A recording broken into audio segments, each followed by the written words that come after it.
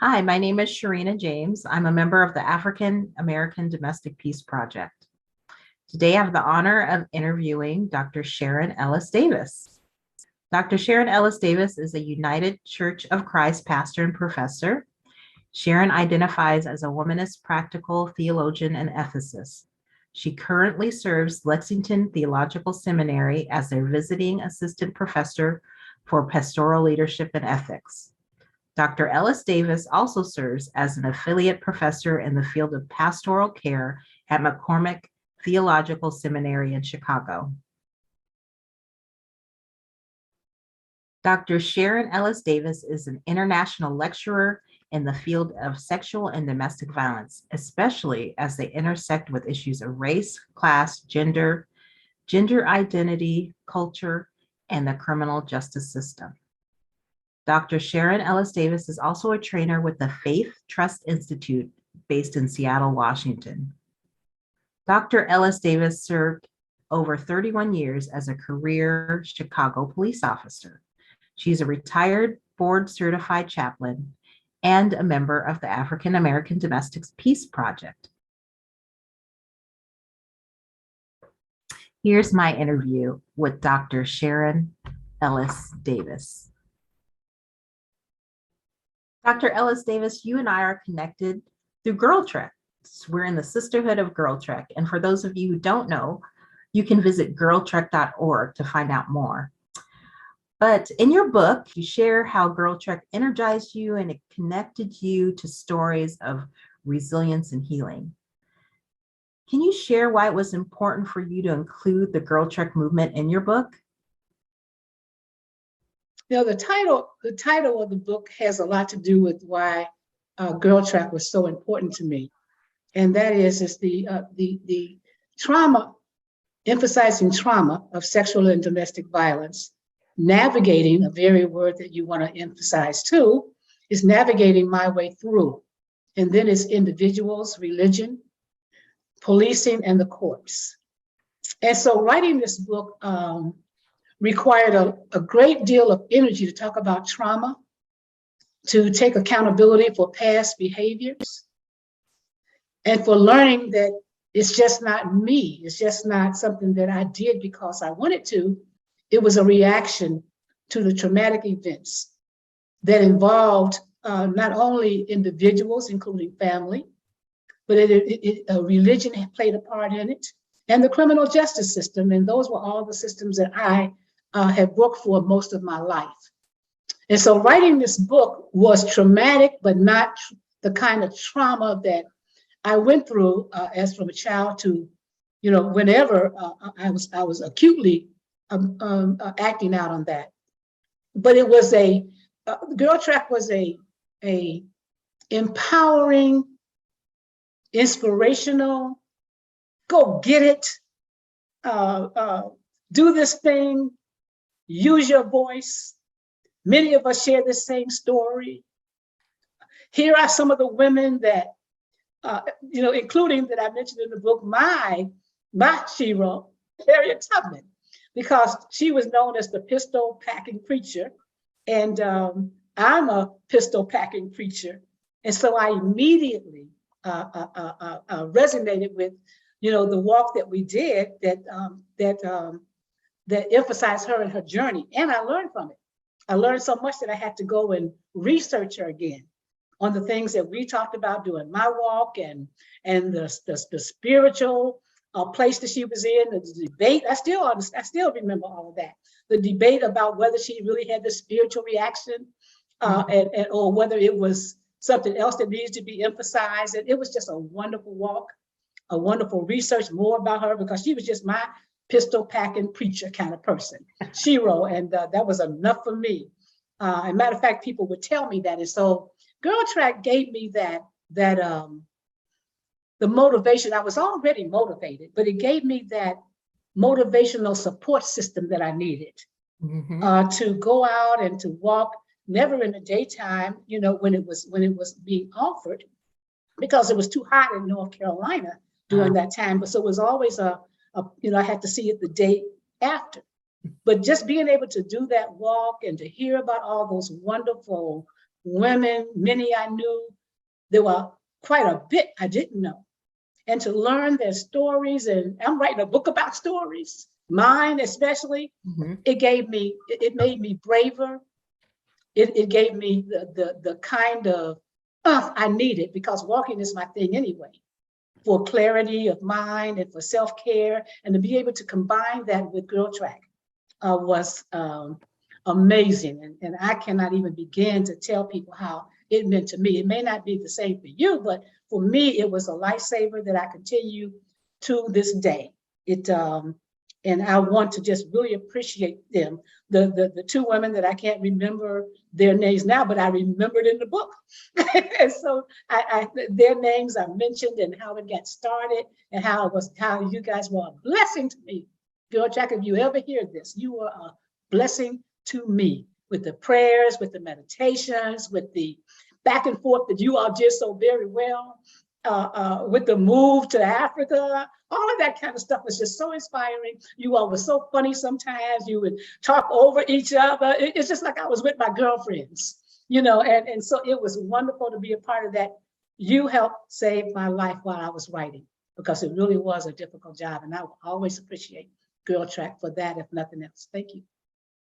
Wonderful. I'm definitely going to be passing that on to the founders, Yes, Vanessa please do. Garrison and Mhm. Morgan Dixon. I'll be passing that on to them, and I will be sharing this with the Girl Trek family.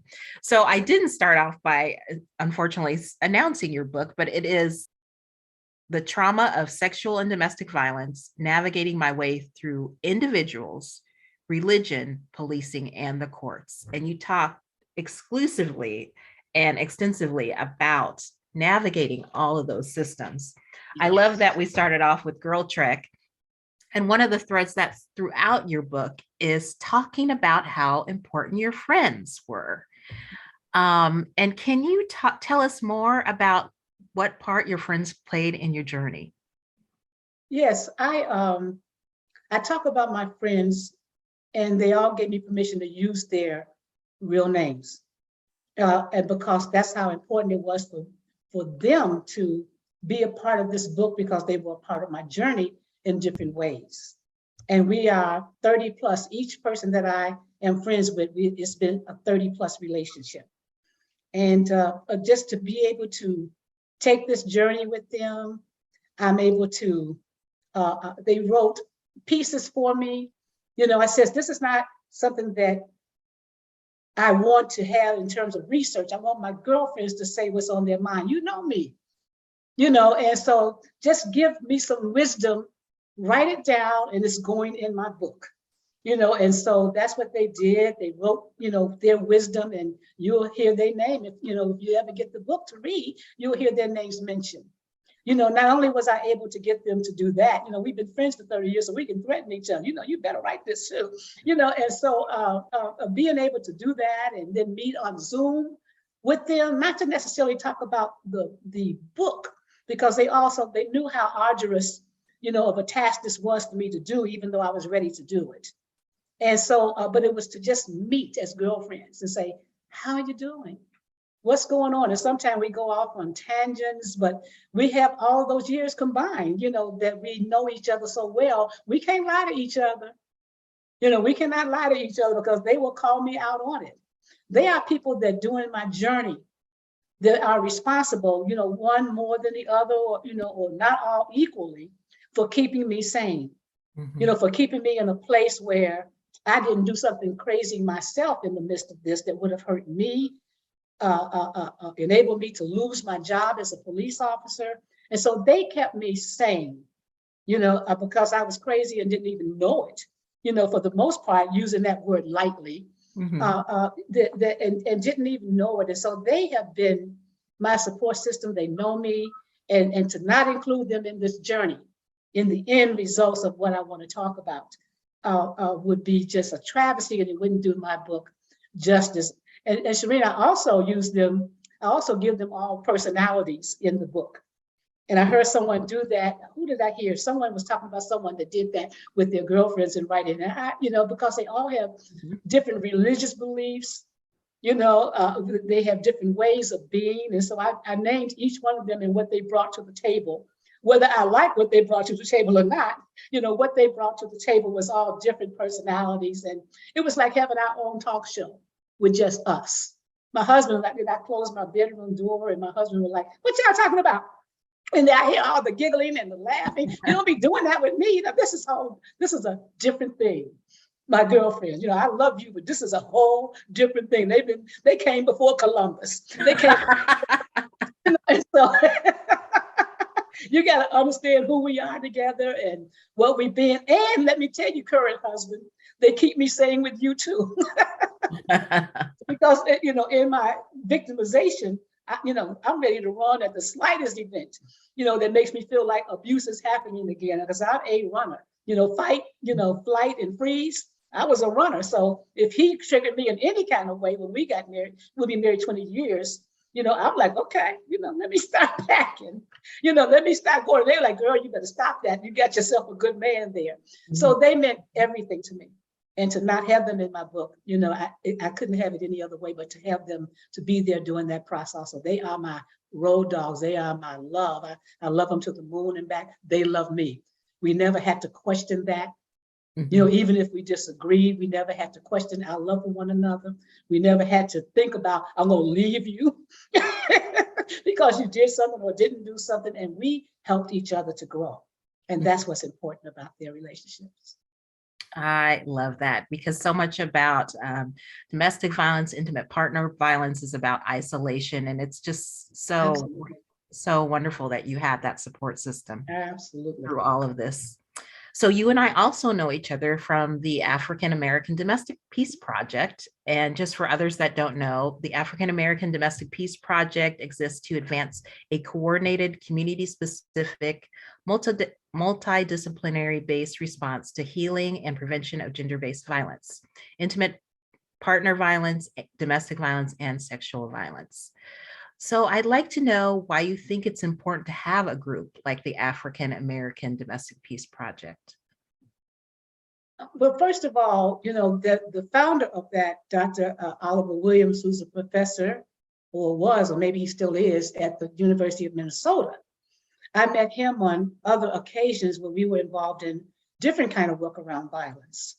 And so he was the first person that I knew there was a male that actually had empathy for women, that actually had a softer tone to himself when he would talk to us. That was actually non-invasive in his conversations and sensitive to the plight of women. And here he is organizing something. I've never followed a man in this movement, and so you're like, okay, what you get to tell me, something that, what I should be doing in the relationship. And so I met him, years and years ago doing that particular work. And so when he started the African American Domestic Peace Project, it was just, and called me and said, I want you to be a part of this, I just needed to be a part of it because of what I know he brings to the table. And then to be pleasantly surprised that people that I know across the states, were part of this group, and it consists of women who had different gifts and expertise that they bring to the table. We had, myself as a pastor, as a former police officer, as an advocate, as an academic activist, and all the things that I brought to the table and being a survivor. There were people Black women, because sometimes you feel that you're all alone, who knew domestic violence, who knew the ins and outs and who spoke it in Black language. I didn't know there was such thing as Black language, but they spoke about it in Black language that I'm like, they know this. And I'm 70. And so it was really good to see younger women, I'm not gonna give them that much younger, but I'm gonna give them younger, that it was just seeing younger women knowing this stuff made me believe and feel like they got this stuff. So when I decide I'm gonna stop and do some real self-care, that I know that the world is producing more Black women and Black men to begin to talk about this subject of sexual and domestic violence. Domestic violence shelter people, mental health professionals, people like yourself that bring all this logistical gifts that I will never have. And I don't know how I could get you just for me, period, for the rest of my life. And the skills that you bring and the communication and your patience. And so it was a group of women and men who had these specific gifts that joined together in a conglomeration to share their specific gifts together, especially for Black churches and Black organizations, but anybody who would invite us, we would know who we can gather so that we can give them a comprehensive understanding of what we do from different perspectives. And it would only help those who needed it. It brought us, again, sisterhood, which I love so much. And I'm just proud to be there. I don't know what else I've missed, but you can hear my excitement, and so I'm just glad to be a part of this organization. I'm glad that I'm around people who know this stuff. And if they don't know it in terms of the logistics of the gifts of it, they understand it, they're passionate. They may not have even been victims or survivors, but they know what they need to know. And we are just a group of people that people need. They don't know they need it, but they're going to find out that they need us because we carry some gifts with us. And I'm excited to be a part of that. Wonderful. So one of the things I also love about your book is you share this concept of paradoxes or contradictions between the church and things that were going on in your life. Can you share more about that? Yeah, I can talk about, religion all day long, but I think what I need to say in the most sincere voice that I had, that there have been people in the religious field, and I use individuals and religion because sometimes they're one and the same. Mm-hmm. If they're not people in the church, they've been brought up through the church, and their sidewalk conversations after the church, who really have said some things that are not helpful for women victim survivors. And they do it in the name of the church because it's been handed down, it's embedded in our psyche to think certain things that have not been helpful for women. And what I want to do with the church as well as the other institutions but especially the church, is to kind of help us to understand within the church how we really can help people, hurt people with the things that we say to them in the name of God, in the name of Jesus, in the name of morality, in the name of sin, in the name of shame, and all those kinds of things that the church has invited me to understand since childhood.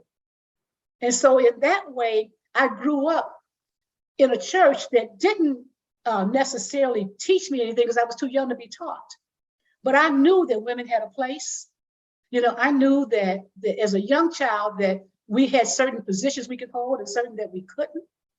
I knew in the church that we were blamed for many things. And as a young girl, I could not articulate that. I didn't have the intelligence I knew something was wrong. I grew up, I knew that far before I got to be a teenager, because I left there when my father began to pastor on his own. I knew that God was that big boogeyman in the sky who's ready to pounce on me for every sin that I've done. Everything that I've done that I know was wrong, especially as a preacher's child, I know, that I'm going to be judged that way, that I could go to hell, that other people could die because of the choices that I made. And it was never a sense of God's love for me, God's unconditional love for me that I got from the church until later. And so the church is a very important institution for me to include in this story, because there's something called intersectionality. And what that means in layperson's terms is you cannot talk about one thing. I cannot talk about domestic violence without talking about racism. I cannot talk about domestic violence without talking about the Black church. And there are plenty of churches that have issues, but I'm talking about my churches, and so I cannot talk about domestic violence without also talking about racism among Black men. And how that hurt them. I cannot talk about domestic violence without talking about how women enslaved were treated as well as men and raped, and where some men may have gotten that DNA thing about demeaning women, even from the stuff that happened to us in slaves. So this is not a one size fit all. It's not here's the answer to ending this. What we have to do when we're talking about this subject is know how each of these things connect. before I learned the word intersectionality, and that was all big word, so I got to use that, but it was always for me making the connection between these institutions and the victimization of women. Make these connections and the victimization of women with Black men who we fought side by side in the I was going to say the Civil War. But we didn't fight side by side in the Civil War, in the Civil Rights Movement. Yes. But never got to be heard when it came to our own victimization, when it came to our own stories of violence, and never being able to connect that with racism, with women, what women experience. And so we end up protecting men because that's what they told us we should do, even to our own detriment. And so religion was very important for me. As we say in Faith Trust Institute, where I served as a trainer, that the Bible can be used as a resource or it can be used as a roadblock. It can be used to heal or it can be used to hurt. And for me, what I want to do is honor that institution of my ancestors. I really want to honor it. I love the church. Even the music that was theologically incorrect, I loved it because it was where I was born. Is what the gifts of my ancestors, the gifts of my parents, but I could not be in there saying I love them and not try to make them better. And so the things that I speak about or talk about, even if they sound negative, they're never to heal. I mean, they're never to hurt, but they're to heal. So it's not about blaming someone in that way, but it is about critiquing it and helping us to get better at the things that we do. And I want to do that with religion. I want to do that with policing. I want to do that with the systems that we have to go through, because those are the ones I experienced. And the book talks about that and how I experienced it. And because we need to get better. And I'm not just saying that about men, even though that has been the primary person that has perpetrated that, but women get colonized also, and we start doing the same thing to each other. People would say to me, well, it's the women that don't want to vote for women to be pastors. And I'm like, yeah, because they're colonized. And so it's not, cancer is cancer. And once it starts to metastasize, it can go anywhere. And so, it's not about blaming women, which is where it always seems to go back. Two, is about understanding why this stuff happens and help us all to heal so that we can collectively, especially as African-American people, come together collectively to heal one another, because we've been through enough. And it's time for us to stop hurting and hurting others and be who God wants us to be. And even though this refers to the Black, to the Black community, it refers to the Black church, it's only because that's where I've been. It's everywhere. And so anybody that reads this book will know where it fits in their lives. When I was teaching this course, it was only Black people. Then the Asians come in and they kept saying, me too. And the me too means that story was familiar to them. And so I tell people we all have the same story.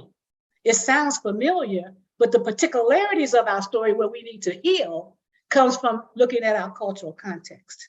And Asians' cultural context is different. They don't have the kind of voice we still have. We can still speak out. In Iran, they may have a different culture. They got to do something with their hair, and they're cutting their hair and risking their lives because that's their culture. And so we need to understand, yes, the story may sound the same, the religious issues may sound the same, but the way we get in there to really heal is to know the particularities of your culture so that we can work together to address that. That's all I'll say. So you share your personal experience of surviving sexual violence. And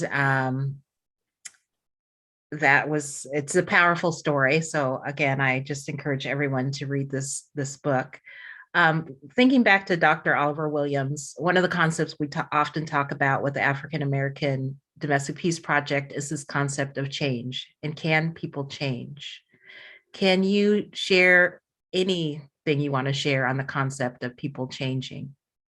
Well, yes. A couple of things that I think I'll bring up. In the book, one of the people that I suffered, the most harm for domestic violence was a police officer like myself. And you can read about the experience, but what I wanted to say about that is that I was able to confront him one time when I got a lot of my power back after he had been suspended from the job And I looked at him and I said, I put him in the training academy's office, which was a little small office. So, I must not have been scared because he could have knocked me around all those walls in that little small office, but I had my power back. And so I pulled him in there to ask him, to confront him about what he did. He confessed it, but never in public. Never denied, never admitted that he was the culprit. It was always me, but he admitted it there. And I think that's a change. He said, well, look at me. Look how well you're doing in life. And look how horrible I'm doing. I got diabetes. He eventually passed away. And he says, I says, well, why did you do that? And he said, I don't know. I guess I can say I was driven. And so my sense of that is that wasn't a full story of changing, but it is a sense that he had to have something within himself to even make him say that, to even make him, even if it was in private, and I wish that it could have been in public, that he was able to do that because he was a liar, like, some people in this current administration, the past administration lies. He was that kind of a liar. He was that kind of a narcissistic behaving person. Well, so for him to even say that says we can change. And the other piece of that is, I said to him, well, God does not hold against you anything that God is going to, and God is not, how did I say that? I said, God is not going to judge you for what you've done, no more than he's going to judge me for what I've done. And you read that a lot in my book. And what I've done has never been me. I've always knew it wasn't me, but I couldn't find me. But I always knew that, and I have to believe that that wasn't him, because we all have a story. It does not stop us from accountability of our story. Trauma doesn't stop us from accountability in the long run. But we have to know that people operate for a reason, that something has gotten in them, in their spirit, in their soul. We call it evil, but someone helped me to understand that it's even more than that. It's the evil that lurks in this world, that when we open ourselves up to it, it comes in us. As long as we don't allow it, but when we do, just look at what's happening, with January 6th. When we do, that stuff just runs rampant. And so the experience of him saying I was driven, I believe that. I don't believe he had a reason to do it because I've never done anything to him. But so I believe that we all can change. I've changed. And so to say that other people can't change, that other people can't repent, that other people can't be forgiven, is not in my own vocabulary. Do I wish they had been punished? Yeah. Do I wish that they had been caught? Yeah. Have I wished that they never woke up the next day? Yeah. Because even when he passed, and I said I was safer than I ever been. I felt safer than I ever been. And he was totally out of my life for a long time. But because he was there and had those capabilities, I never felt safe. But that has nothing to do with the fact that people cannot change. And the fact that people can change does not take their accountability. We make decisions and we pay for our decisions. And that's not a punishment from God. That's a result of our choices and a result of our bad decision making. What heals us from all of that is understanding the context in which all of that was done. And that's what I try to do in the book. So yes, if God forgives me, if I can change, if I can be a better person, anybody can do that too. Matter of fact, my siblings tell me, I'm their miracle. I'm their miracle because they seen the change in me as I grew up. And so I cannot say that people cannot change. I cannot say that. Sometimes it's hard to see it. Sometimes you'll never live to experience it. But I believe they're capable. It's all about what we want to do with ourselves. And as the Bible says, do we want to be made whole? And if you don't want that, it's probably never going to happen. If you do, then you have to open yourself up to the possibilities of change and then work toward that. Mm-hmm. Mm-hmm. Did I answer your question? Yes, you did. Okay. Wonderful. Thank you. So in your book, you talk about disclosing to your mom the childhood sexual abuse or the sexual abuse that you had endured. And you said at that time when you disclosed to her, you realized it was not the right time for you to write this book or a book. But then you also said you knew there would be a time when you were ready to write that book. What advice would you share with a survivor who wants to share their story? I would advise them, first of all, to never share or write from a victim perspective. If you haven't done some therapeutic work with yourself, because we've had some women that, oh, I want to work in the shelter. No, baby, you don't want to work in the shelter. You got to do some self-work. And so if you choose to write, you have to be at a place where you have done some work. You cannot bring I call it bleeding. The publisher took that out because that's kind of a thing that we culturally know. We can't be bleeding out on everybody that reads that book about our victimization. It can't be that. So we have to be able to reframe things in ways that are empowering to us and also empowering to the reader. And so be ready to do that, because it's going to be difficult doing it anyway. But you have to do your own personal work. You have to do your own forgiveness work, whatever that might look like to you. And then and we have to be able to not be the victim in the story. We're actually the hero in the story. We're actually the shero in the story. We're actually the ones that can say, this is what happened, and this is what occurred. And therefore, and this is what I learned from it. This is how I've grown from it. This is how I understand myself today. And this is what I want you to take. It's no fun in reading somebody's victim story.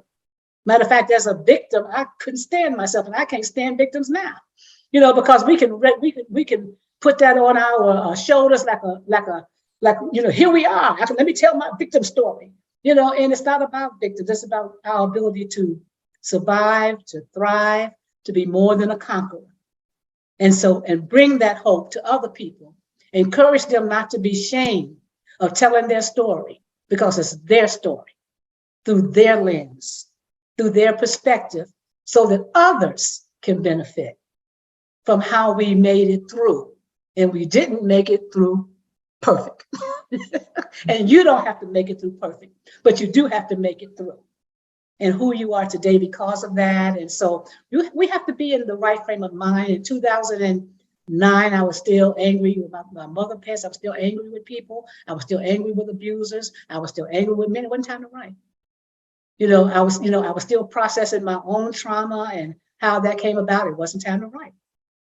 And I was still living a particular kind of life and haven't really come to reconcile that I need to stop. It wasn't time to write. And so it was 2019, from childhood through adulthood, that I felt I was ready to write.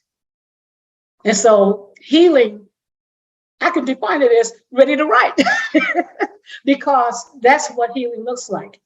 It's not this thing we talk about that you just always okay. I joke with people all the time and say, I'm not as crazy as I used to be, in a flip kind of funny way. But really it's the truth. You don't push this. I tell people the last thing to save me that I got saved was my mouth. So don't push that, because my mouth still know how to go off. And so, those kind of things, don't expect perfection, but be ready to tell this story and reframe it where you're not the victim, because that's when it's still time for therapy. Therapy is a lifelong journey, but you'll know in that place where you find yourself if you're ready. You will know. I can't tell you when you're ready, but I'm saying make it for healing and not for hurt. Wonderful. I love that. One of the things that you weave throughout your book is your love of music. This is something that we have in common. So this is a question I like to ask new folks that I meet. What is your go-to song or genre of music when you need inspiration or a pickup? When I need inspiration, I have two songs that are my go-to songs. The one was I Will Survive by the Gloria Gaynor, not the new version. At first, I was afraid, I was petrified. Kept thinking I could never live without you by my side.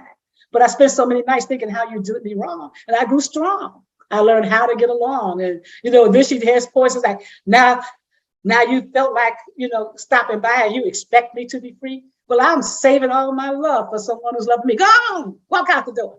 Turn around, you're not welcome anymore. Weren't you the one that tried to hurt me? Well, goodbye. Did you think I crumbled? Did you think I laid down and died? Oh, no, not I. I will survive as long as I know how to love. I know I'll stay alive because I got all my life to live and I got all my love to give and I'll survive. That's my secular song. My spiritual song is I don't feel no ways tired. I come too far from where I started from. Nobody told me that the road would be easy, but I don't believe, using inclusive language, God brought me this far to leave me. And it's just something I carried with me and I faked it till I made it because that's what my mama taught me, old school. And I got to the place where I could really live that song out, both of those songs out. And they're my favorite. I have many more. I got a song for any occasion. There was this meme on Facebook that was just me. I had to share it. And it says, you cannot be my friend if you don't like it because I got a song for everything you tell me.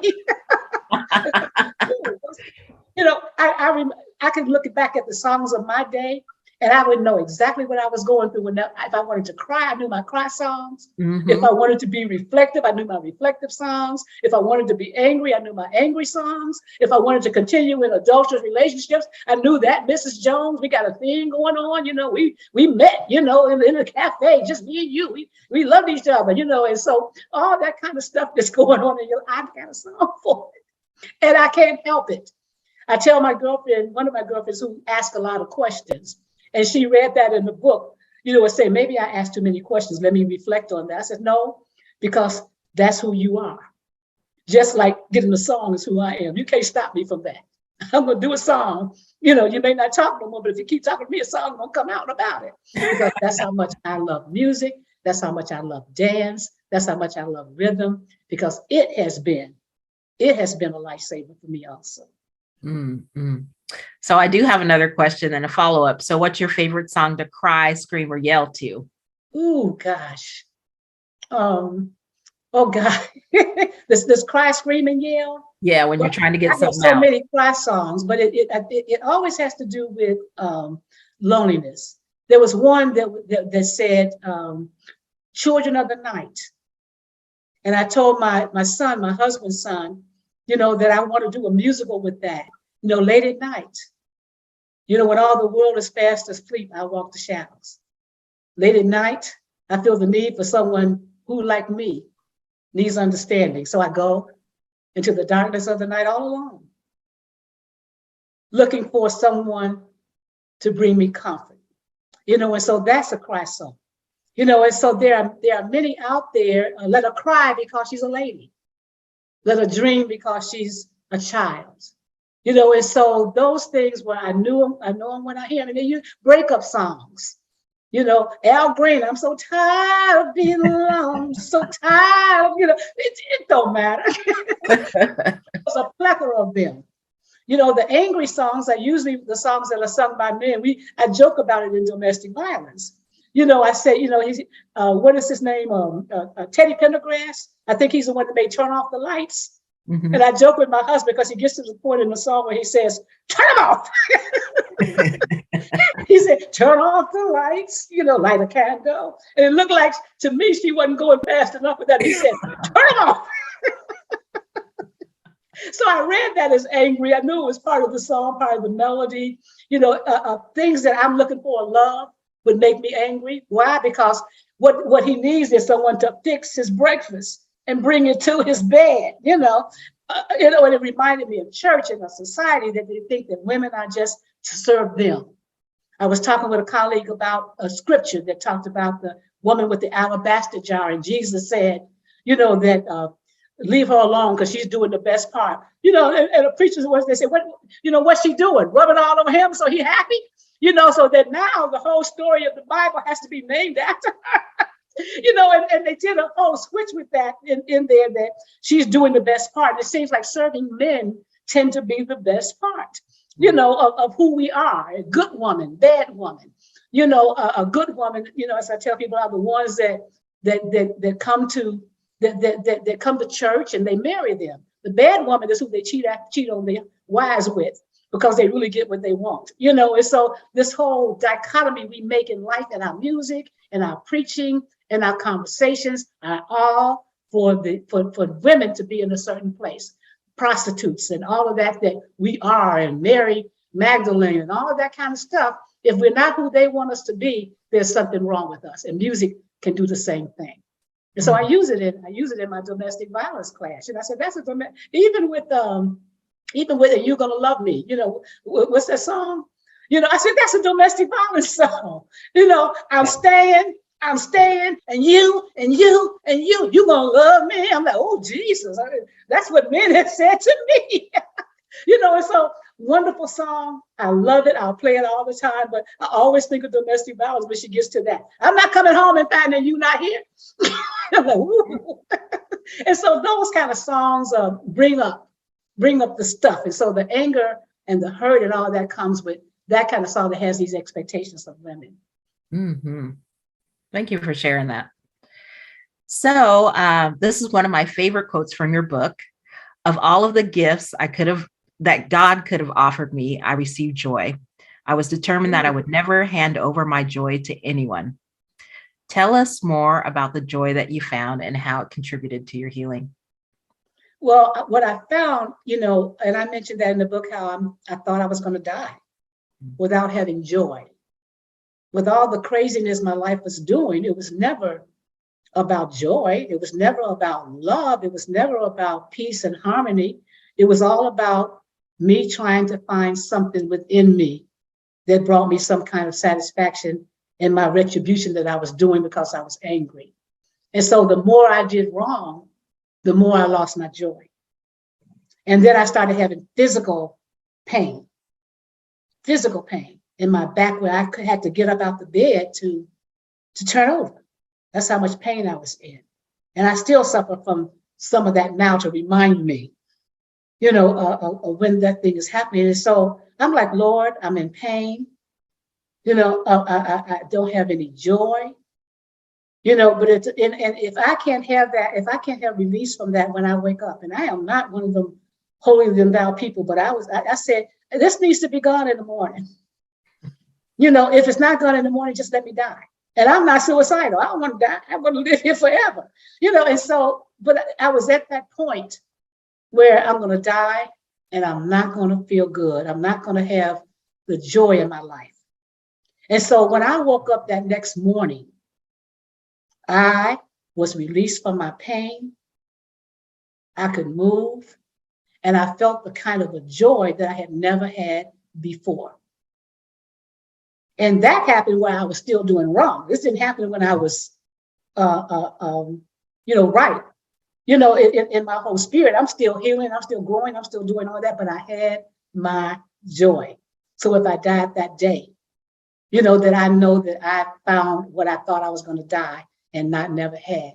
And what I found, that it wasn't about external, it was about internal, being able to release that internal pain that many of us go through. And it takes our joy away because our narratives continue to take that away. And when I learned that it was this joy comes from God and not from people, I knew that I had a gift. I may not be happy with you. I may be angry. I may be doing wrong, but the joy I have inside of me, you or no one that's of human quality gave that to me. God did. And so because God gave it, it's not transferable. It's mine. The joy I have, the world didn't give me. See, I'm going to a song again, right? And the world can't take it away. And so, yes, I've been unhappy sometimes. I've been in arguments and disagreements. So that life still goes on, but I got my joy. I have it. I can smile, I can dance, I can do like they did on Waiting to Exhale. I can cry and then get up and dance and say, ain't this supposed to be a party? And go back to dancing again because I have joy. That's not anybody's, that's mine. It's God-given. Happiness is situational, but joy is eternal. Mm-hmm. Mm-hmm. Wow, I love that. I think that's a good place for us to end. And I just want to invite you to share where people can find out more about you or your book. Well, some of the things that I've done in life around, because this has become, people ask me, do I do domestic violence? And I tell them that I don't do domestic violence, I do justice. Domestic and sexual violence is the vehicle in which I do that, because you've heard me talk about a lot of social issues, and I'll talk about them again in the context of domestic violence. But I'm a justice person. If I see something wrong, it needs to stop, and I need to figure out what my place is in the world to lessen that, or to help eliminate it. And so that's where I am in my life now. I would love to have had all the specialties in life and been called to preach and get paid $1,000, $2,000, $3,000. I had all that charisma, but God called me to this work. And it's not fun work. And it's not the inspiration people want to hear in a church or read in a book. Someone told me just yesterday, that I normally don't read nonfiction books. I do enough of that when I teach, but the way you talk today in the church about what this is, it makes me want to read it. And so I learned to laugh. I learned to laugh at myself. I have a sense of humor that sometimes is unexplainable to people that don't know my story, because I can laugh at myself. And so that's what, I want to leave as a legacy of this book. A person that knows themselves, a person that loves themselves unconditionally, a woman is sass about me, that says, yes, does my shape bother you?